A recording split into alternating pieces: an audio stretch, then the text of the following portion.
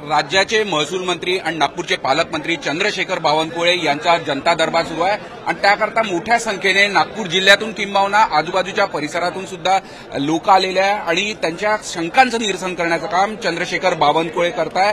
मोठ्या संख्येने हे सगळे लोक आलेले आहेत, त्यांच्या जे समस्या आहे त्यांच्या समस्यांचं निराकरण, त्यांच्या समस्या सोडवण्याकरता बावनकुळे पावलं उचलत आहेत, काही मार्गदर्शन, काही सूचना सुद्धा देत आहेत। चंद्रशेखर बावनकुळे जी आपल्यासोबत आहेत, आज हा मोठा जनता दरबार खरं तर यावेळेला अजून मोठ्या संख्येने लोक अपेक्षेने पोहोचत आहेत। प्रत्येक शनिवार रविवारी मी इथे असल्यावर 1,500-2,000 3,000 लोक येतात त्यांच्या समस्या घेऊन आणि जनतेला अशा अपेक्षा आहे। माननीय देवेंद्र फडणवीसजींचं सरकार हे गतिशील आणि पारदर्शी आहे, त्यामुळे जनतेच्या आशा वाढल्या। त्यांनी आम्हाला मतदान केलं आहे, त्यांनी आम्हाला मतासाठी आमचं सरकार निवडून दिलं आहे आणि आमचे जेवढे संपर्क मंत्री आणि पालकमंत्री आहेत त्या सर्वांना आम्ही सूचना दिल्या आहेत की आपापल्या जिल्ह्यात जाऊन या पद्धतीने जनतेला भेटा, जनतेचे प्रश्न सोडवा।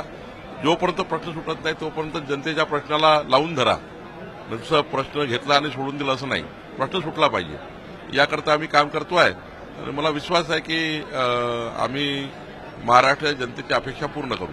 अगदी बरोबर आहे। एकीकडे तुम्ही जनतेच्या समस्या सोडवताय, दुसरीकडे अनेक सरकारच्या योजना आहे आणि लाभार्थ्यांना भाजपाची सदस्यता अशी एक चर्चा गेल्या काही दिवसांपासून आहे। काय नेमकं त्याबद्दल? आमच्या लाडक्या बहिणी असतील, आमचे शेतकरी भाऊ असतील, या सर्वांना महाराष्ट्र सरकार, आमचं सरकार हे मोठ्या प्रमाणावर आपल्याशी जोडून घेत आहे आणि मग माननीय प्रधानमंत्री मोदीजींनी विकसित भारताचा संकल्प केला आहे, देवेंद्रजींनी विकसित महाराष्ट्राचा संकल्प केला आहे। या संकल्पाला जनतेला जोडून घेणं हे महत्वाचं आहे।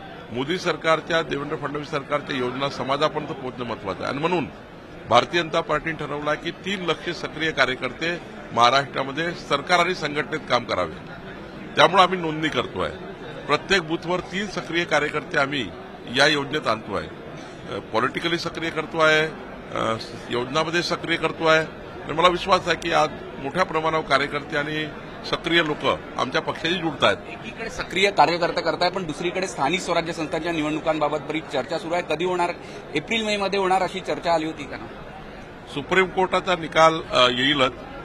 आमच्याकडनं ओबीसी आरक्षणासंदर्भाने ज्या ज्या बाबी कोर्टामध्ये सादर करायच्या होत्या केल्या आहेत। जसाही सुप्रीम कोर्टाचा निकाल आला, राज्य निवडणूक आयोग निवडणुका लावेल आणि येणाऱ्या स्थानिक स्वराज्य संस्थांमध्ये मी काल 4 दिवस प्रवास केला महाराष्ट्राचा।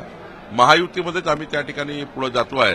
निश्चितपणे आमची महायुती भक्कम पद्धतीने पुढे जाईल आणि ज्या पद्धतीने विधानसभेचा निकाल लागला तसाच निकाल स्थानिक स्वराज्य संस्थांमध्ये दिसेल। साधारणतः आता निकाल लागल्यानंतर किती दिवसात हे निवडणुका लागू शकतात? नाही, निकाल लागला की त्याला फार वेळ लागणार नाही। राज्य निवडणूक आयोग लवकर येईल, कारण महाराष्ट्र सरकारकडनं जो सपोर्ट लागतोय आयोगाला तो आम्ही देत राहतो। त्यामुळे त्यांनी जेव्हा निवडणुका लागल्या आम्ही केव्हाही तयार आहे आणि मला वाटतं सरकारही तयार आहे। सगळ्यात महत्वाचं, डोंबिवलीमध्ये काही घरांवर बुलडोझर पाडण्यात येणार आहे, त्याबाबत बरीच चर्चा सुरू आहे, लेखांचा विरोध सुद्धा आहे। मला असं वाटतं की सरकारी जागेवर मोठ्या प्रमाणावर अतिक्रमण आहे महाराष्ट्रामध्ये, काही नागरिक क्षेत्रामध्ये आहे, काही ग्रामीण क्षेत्रामध्ये आहे। हे अतिक्रमण कायदेशीर करण्याचा बाब आमच्या समोर आहे। काही कायदेशीर होत आहे, पण काही ठिकाणी ज्या जागा राखीव आहेत, रिझर्व्ह केल्या वेगळ्या विषयाकरता, शाळेकरता राखीव आहे, प्ले ग्राउंड करता राखीव आहे, अशा जागेवर मात्र अतिक्रमण कायदेशीर करता येत नाही।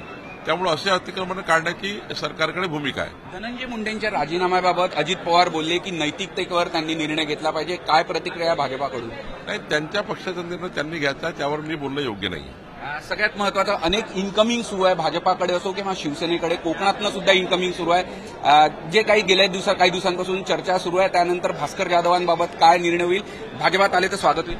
नाही, भास्कर जाधवच्या राजकीय आयुष्याबद्दल मी प्रश्नचिन्ह लावणे योग्य नाही। त्यांनी आमच्याशी कुठलाही संपर्क केला नाही, ते नाराज आहे की नाही हेही मला माहिती नाही। त्यामुळं भास्कर जाधव त्याचं उत्तर देतील। अखेरचा प्रश्न, पुढच्या काय योजना आहे महसूल खात्याच्या? कारण की प्रचंड अशी गर्दी इथे, अपेक्षा वाढलेल्या आहेत, पण अजून बऱ्याच अपेक्षा आहे लोकांना। नाही, अनेक ठिकाणी सरकारी जमिनीवर लोक राहतात, त्यांचे पट्टे वाटप आहे। पुढच्या काळामध्ये निकाल लागणार आहे शाळेंचे, 24 तासाच्या आतमध्ये इन्कम सर्टिफिकेट मिळालं पाहिजे लोकांना, मुलांना, शाळेच्या मुलांना। आता निकाल लागतील 10वी 12वीचे, इन्कम सर्टिफिकेट लागेल।